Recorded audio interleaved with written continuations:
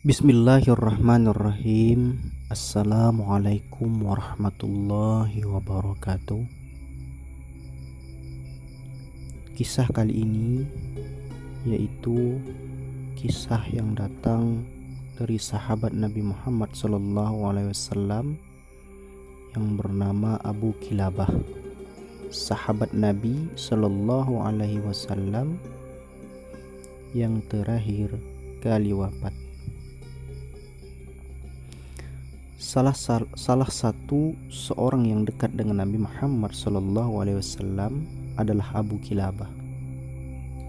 Selain 4 sahabat Nabi, yakni Abu Bakar As-Siddiq, Utsman bin Affan, Umar bin Khattab, Talha bin Zubair, sosok Abu Kilabah merupakan seorang lelaki yang terakhir kali wafat.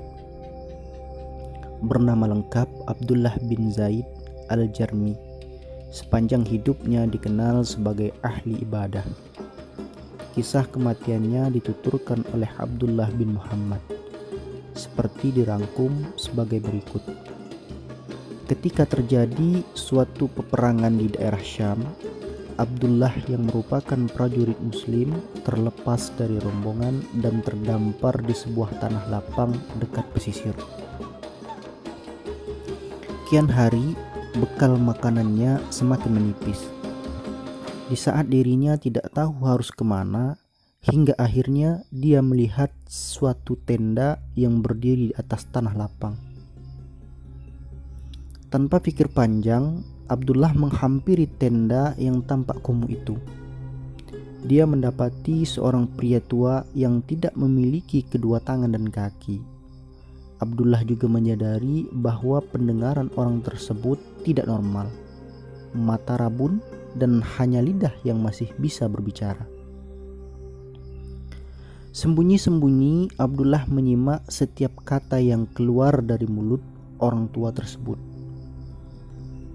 Wahai Allah, berilah petunjuk agar aku dapat terus memujimu, sehingga aku dapat bersyukur atas nikmat yang Engkau berikan. Sungguh, Engkau telah melebihkan diriku atas kebanyakan manusia. Begitu ucap orang tua itu. Tak dapat menahan rasa heran, Abdullah yang sebelumnya sudah mengucapkan salam berkata, "Wahai Tuan, aku mendengarmu tadi berkata demikian.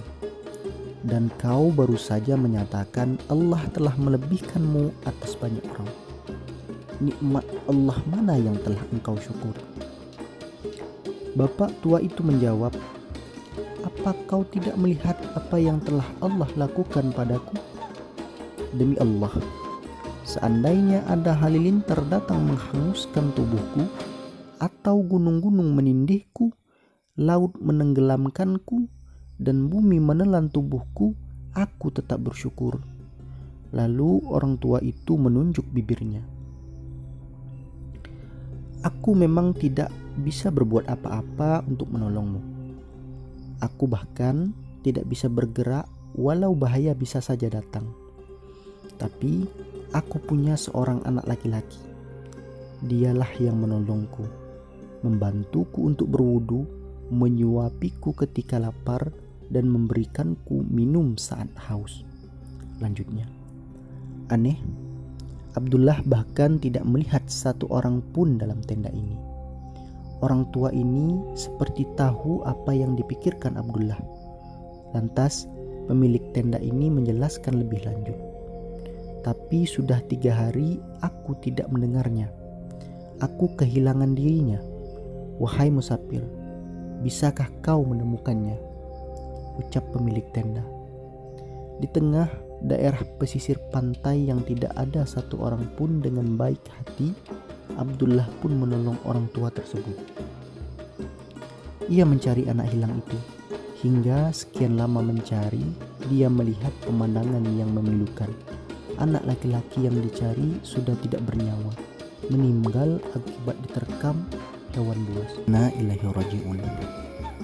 Bagaimana caraku memberitahukan ini kepada orang tua itu? Dengan wajah terkejut, ketika menemukan anak laki-laki tersebut sudah tidak bernapas. Abdullah memberanikan diri untuk menyampaikan hal ini. Bagaimanapun, orang tua itu harus tahu apa yang sudah terjadi pada anak laki-laki yang dicarinya tersebut. Bagaimanapun juga, hanya Allah Subhanahu wa Ta'ala yang dapat menentukan nasib seseorang. Abdullah pun memasuki tenda. "Assalamualaikum," ujarnya. "Waalaikumsalam. Engkaukah itu yang tadi menemuiku?" jawab orang tua ini. Kata Abdullah, "Ya." "Bagaimana pencariannya? Apakah engkau berhasil menemukan anakku?" tanya si bapak tua.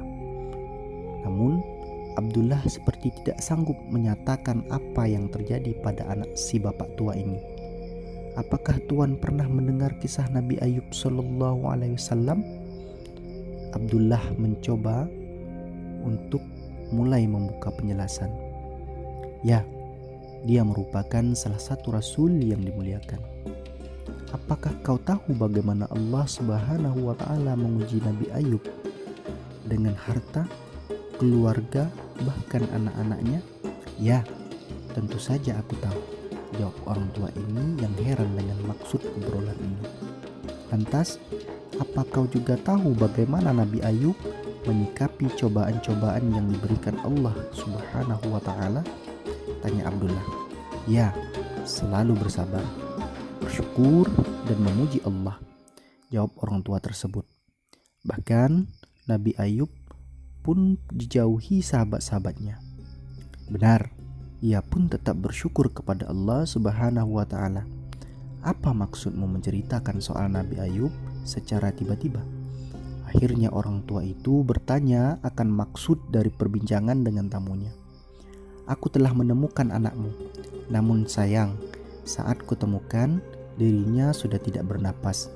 Jasadnya ada di antara gundukan pasir dan diterkam kawanan binatang buas.